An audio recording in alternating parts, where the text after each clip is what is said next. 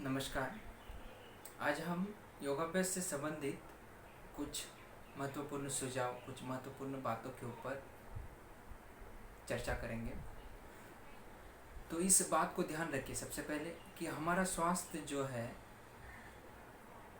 कुछ चीज़ों पर निर्भर करता है, जिसमें आनुवंशिकता, परिस्थिति, आहार, विहार और निद्रा। इसमें से जो 3 चीज़ें हैं, आहार, विहार और निद्रा, इनके ऊपर योगाभ्यास का गहरा असर, गहरा प्रभाव पड़ता है। तो जब भी हम योगाभ्यास करते हैं उसके लिए, उसके पहले हमें किन चीज़ों के ऊपर ध्यान रखना चाहिए। तो सबसे पहले योगाभ्यास कब होना चाहिए? योगाभ्यास तब होना चाहिए जब आपका पेट खाली, हल्का हो, खाली हो। योगाभ्यास सुबह और शाम को भी किया जा सकता है, उसके अलावा टाइम नहीं मिलता है, उसके अलावा आप इस बात को ध्यान रखते हुए पेट खाली हो तो आप किसी भी समय योगाभ्यास कर सकते हैं। इसके साथ में भोजन और योगाभ्यास के बीच का समय कितना होना चाहिए।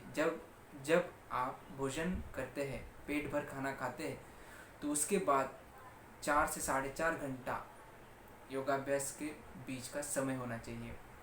अगर आप नाश्ता करते हैं, हल्का फुल्का नाश्ता करते हैं, तो उसके बीच में 2 से 2.5 घंटे का समय होना चाहिए। अगर कुछ लिक्विड, कुछ पेय लेते हैं तो उसमें आधे से 1 घंटे का समय होना चाहिए। उसके साथ में आपकी पोशाक हल्की फुल्की, जिससे आपका अंग संचलन के लिए आपको उपयुक्त ठहरे, आसानी से कर सकते हैं। आपका स्थान साफ सुथरा, उसके साथ में जिस जगह पर आप बैठ रहे हैं, जिसके ऊपर बैठ रहे हैं, जो बिछौना है वो साफ सुथरा भी होना चाहिए, रुई और फोम का, जिससे आपको, आप जब भी कोई प्रैक्टिस, कोई भी आसन का अभ्यास, कोई भी अभ्यास करते हैं उस समय आपको सुखदायक महसूस हो, प्रसन्नता का अनुभव होना चाहिए। ऐसी जगह होनी चाहिए, ऐसा आपका बिछौना होना चाहिए साफ सुथरा। उसके साथ में आपका स्नान, अगर आप सुबह योगाभ्यास करते हैं तो स्नान करना जरूरी है, और नहीं कर पाते तो कम से कम हाथ, मुंह और पैर साफ होने चाहिए, जिससे आपको, मन को, आपके शरीर को प्रसन्नता का अनुभव हो जाए। योगाभ्यास करने के पहले इन बातों के ऊपर ध्यान रखना है। अब जब आप योगाभ्यास करते हैं, योगा अभ्यास में आसनों का अभ्यास करते हैं, उस समय हमें किन चीज़ों पर ध्यान रखना है।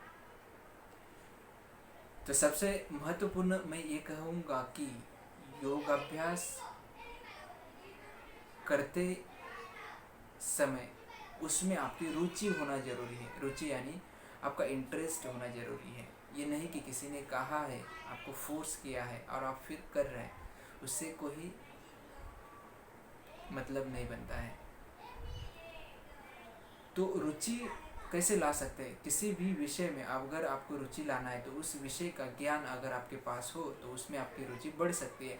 अगर आपके पास ज्ञान नहीं है और आप ज्ञान नहीं पाना चाहते उसमें, तो आपकी रुचि कभी नहीं बढ़ेगी। तो उसके लिए ज्ञान का होना जरूरी है। तो उसके लिए सबसे पहले इस बातों पर ध्यान रखें कि जब आप योगाभ्यास में आसनों का अभ्यास करते हैं उस समय क्या ध्यान रखना है।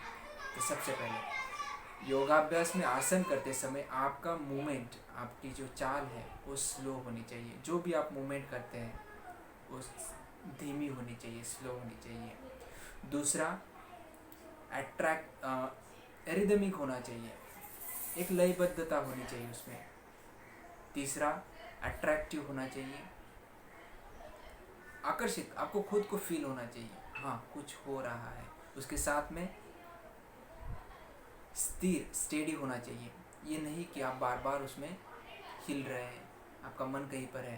ये शारीरिक भी है, मानसिक भी है। स्थिरता यानी शारीरिक के साथ मन भी है। उसके बाद अपनी कैपेसिटी कितनी है, अपनी शरीर की क्षमता कितनी है, उसके ऊपर भी ध्यान देना है। ये जरूरी है। योगाभ्यास में आसन करते समय ये जरूरी है कि हमारी क्षमता क्या है, उसके ऊपर ध्यान दें।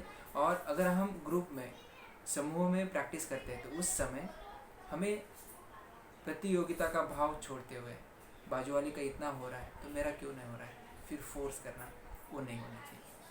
हमारी क्षमता के अनुसार प्रतियोगिता का भाव छोड़ते हुए उन आसनों की अभ्यास करें। उसके साथ में अब महत्वपूर्ण कॉन्शियस डिफरेंशियल रिलैक्सेशन यानी सजग भेदात्मक शिथिलता। जब आप किसी आसन में जाते हैं तब ये जो मैंने शब्द कहा सजग भेदात्मक शिथिलता का अभ्यास होना चाहिए। सजग यानी जानबूझकर, सोच समझकर, भेदात्मक शिथिलता यानी रिलैक्स छोड़े। आसन में उन अंगों को, उन हिस्सों को रिलैक्स छोड़े जो आसन में सम्मिलित नहीं है। ये होगा सजग भेदात्मक शिथिलता। इसका बार बार अभ्यास करने से आगे चलकर इसका रूपांतरण सहज अनकॉन्शियस डिफरेंशियल रिलैक्सेशन में, सहज भेदात्मक शिथिलता में हो जाएगा। जैसे मान लीजिए मार्जरासन कर रहे हैं तो क्या होता है, अपने आप ये भुएं ऊपर हो जाती है, फोरहेड, तो ये स्ट्रेस हो गया, ये नहीं होना चाहिए। एब्डोमेन रिलैक्स होना चाहिए, दोनों पैर यूज नहीं है, ये आसन में अंग यूज नहीं है, इसे रिलैक्स छोड़ें। जैसे जैसे अभ्यास करेंगे वैसे ये अनकॉन्शियसली हो जाएगा, सहज हो जाएगा। आगे आपका ब्रीदिंग नॉर्मल होना चाहिए। कुछ आसनों में चेस्ट पर या फिर एब्डोमेन पर प्रेशर आता है तो ब्रीदिंग फास्ट हो जाता है, उसके ऊपर ध्यान देना है। ब्रीदिंग नॉर्मल होनी चाहिए। आगे सबसे महत्वपूर्ण, आप एक आखिरी स्थिति में आ गए, आसन के आखिरी स्थिति में आ गए तो अपने मन को शरीर से हटाना है। ये सब किया अभी रिदम शुरुआत से आपका करने का जो ये था, आसन करने का स्लो मूवमेंट था, रिदमिक मूवमेंट था, अट्रैक्टिव था, स्टेडी था, फिर कंपटीशन नहीं है किसी से, हमारे शरीर की क्षमता को हमने समझ लिया है कितना है। अब फिर सजग भेदात्मक शिथिलता का जो अंग हिस्सा आसन में सम्मिलित नहीं है उनको भी रिलैक्स छोड़ा। ब्रीदिंग के ऊपर फिर धीरे धीरे हम शरीर से हटकर यानी स्थूल से हटकर सूक्ष्म की तरफ जा रहे हैं। यानी शरीर से हटते हुए फिर ब्रीदिंग नॉर्मल है। यहाँ पर अभी अंतिम स्थिति में प्राण धारणा का अभ्यास करना है। प्राण धारणा का अभ्यास करना है यानी मन को अपने शरीर से हटा लिया, शरीर का अनुभव किया, शरीर प्रसन्नता शांत की अनुभूति करते हुए मन को लेके आना है अपने सांसों के ऊपर। प्राण धारणा, प्राण यानी सांसें, धारणा यानी धारण करना, मन को वहाँ पर टिकाए रखना। प्राण धारणा का अभ्यास जैसे आपको कहा जाता है उसके अनुसार 5 सांसें 10 सांसें। प्राण धारणा 3 प्रकार की है, परंतु शुरुआत में प्राण धारणा प्रथम का अभ्यास करना जरूरी है। इन बातों को अगर आप सही तरीके से अपने योगाभ्यास में लाते हैं तो आपके आसनों का मिलने वाला जो बेनिफिट है, फायदा है, वो डबल हो जाएगा।